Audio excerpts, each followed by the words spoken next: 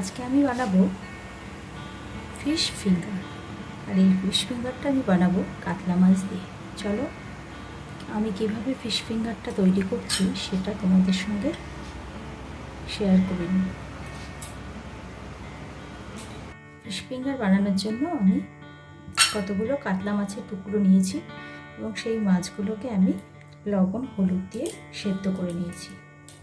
আর এই মাছগুলো সেদ্ধ করার সময় জলের পরিমাণটা এতটাই অল্প দেবে যাতে মাছটা সেদ্ধ হয়ে যাওয়ার সাথে সাথে জলটা মাছের মধ্যে টেনে নেয়, তাহলে মাছের টেস্টটাও ভালো থাকবে আর ওর ফ্যাটটাও ঠিকঠাক থাকবে।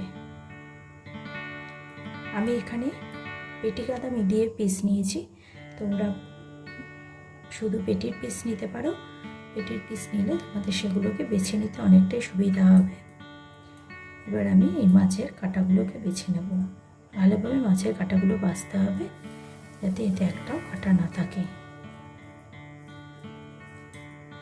মাছের কাঁটা আর গায়ের যে ছালটা সেটা আমরা ছাড়িয়ে আলাদা করে ফেলে দেব। আমি এই মাছের কাঁটাটা ভালো মতো বেছে নিয়ে তোমাদের দেখাচ্ছি যে কিভাবে এটা বেছে নিলাম।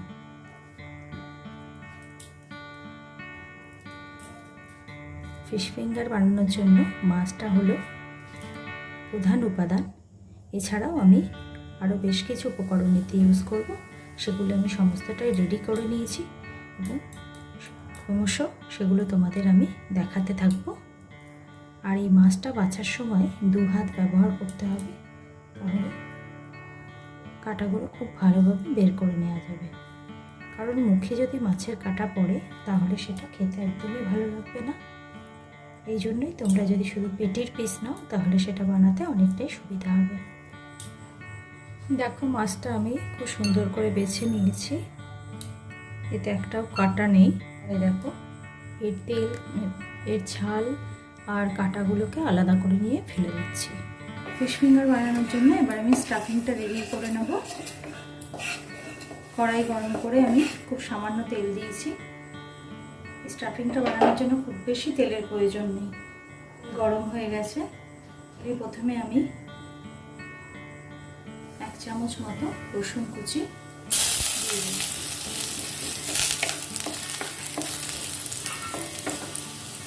একটা ছোট পেঁয়াজ কুচিয়ে রেখেছি সেটা দিয়ে দেবো।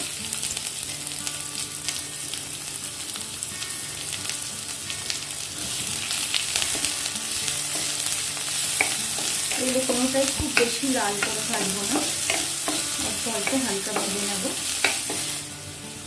3টে কুচিয়ে রাখা কাঁচা লঙ্কা দিয়ে দেবেন। ঝালটা তোমরা নিজেদের স্বাদ অনুযায়ী দেবে। যদি কেউ বেশি ঝাল পছন্দ করে তবে এতে একটু লঙ্কার গুঁড়ো ইউজ করতে পারো। এবার এর মধ্যে আমি মাছ, যেটা আমি কাটা বেছে রেখেছিলাম, সেই মাছ বেছে রাখাটা দিয়ে দেবো। সেদ্ধটার মধ্যে আমি খানিকটা লবণ দিয়েছিলাম, সেজন্য অল্প করে লবণ দেব। লবণটা আমি আর একটু পরে দিচ্ছি। এখানে আমি একখানা আলু সেদ্ধ করে নিয়েছি। এই সেদ্ধ করে রাখা আলুটাকে একটু হাতে ভালো করে চটকে নিয়ে এর মধ্যে মিশিয়ে দেব। আলুটাকে বেশ ভালো করে চটকে নিয়েছি, এবার এটা আমি এর মধ্যে দিয়ে দেব। এটাকে খানিকটা মিশিয়ে নেব।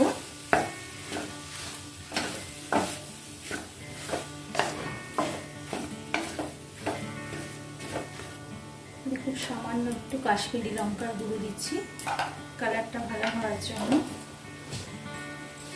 দেব খুব সামান্য 2-4 দানা চিনি। ঝাল নুনের সাথে একটু চিনি দিলে টেস্টটা অনেক বেশি ভালো হয়। আগেই বললাম লবণ দিয়ে সেদ্ধ করা আছে, সেজন্য খুব অল্পই আমি লবণ এতে দেব। এবার দিয়ে দেব কুচিয়ে রাখা কিছু ধনেপাতা।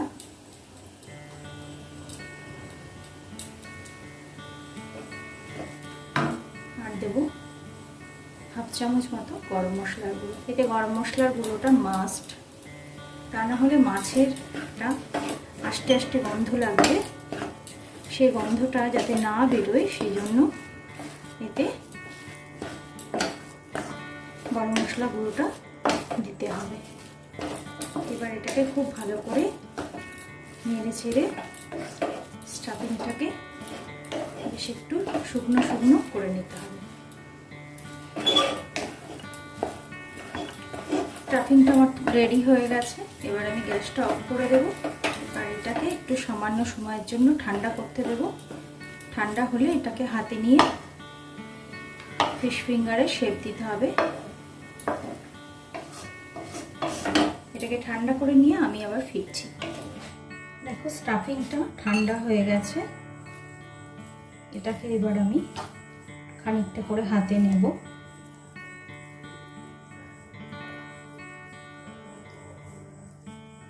এই পরিমাণ হাতে নিলাম। যে যেরকম সাইজের বানাবে ততটা করেই স্টাফিং নেবে। এবার এই একটু লম্বা শেপ দেব, যেহেতু এটা ফিঙ্গারের মতো শেপটাকে দিতে হবে।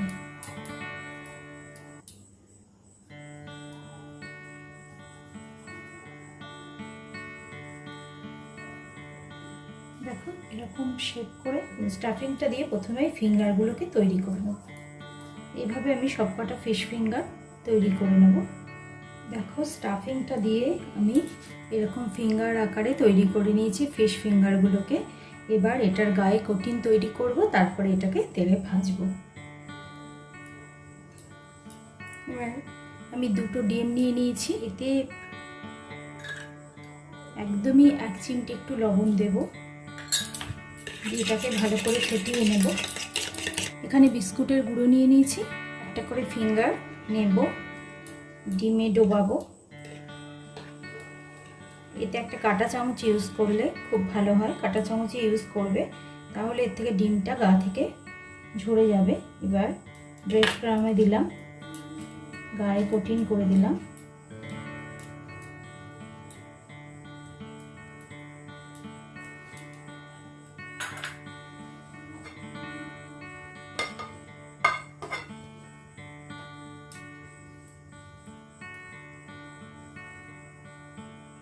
আবার একবার এটাকে ডিমের মধ্যে চুবাবো।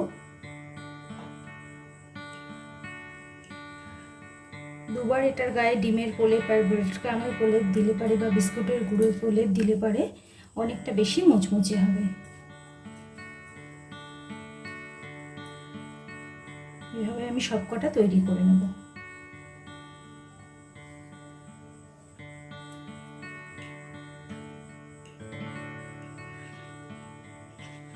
আর একটা দেখে নাও, আর একবার তোমাদের দেখিয়ে দিচ্ছি।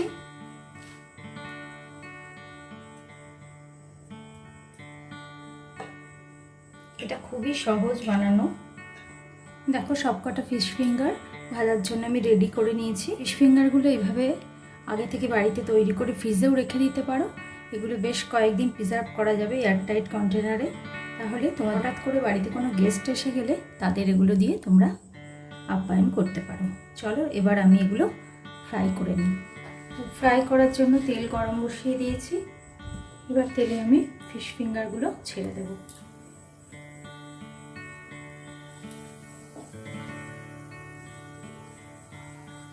গ্যাসের ফ্লেমটা মিডিয়াম হাই করব, দিয়ে দিচ্ছি। খুব বেশি একসাথে দেবে না, তাহলে নাড়তে গিয়ে ভেঙে যেতে পারে। এবার এটাকে ব্রাউন কালার করে ভেজে নেব।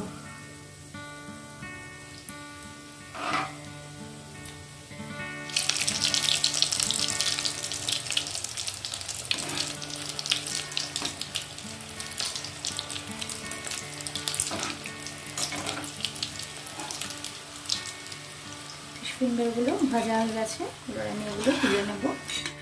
দেখো ভাজাগুলো কি সুন্দর লাগছে আর কি সুন্দর কালার হয়েছে। এরকমভাবেই আমি বাকিগুলো সবকটা ভেজে নেব। দেখো ফিশ ফিঙ্গার বানানো আমার কমপ্লিট।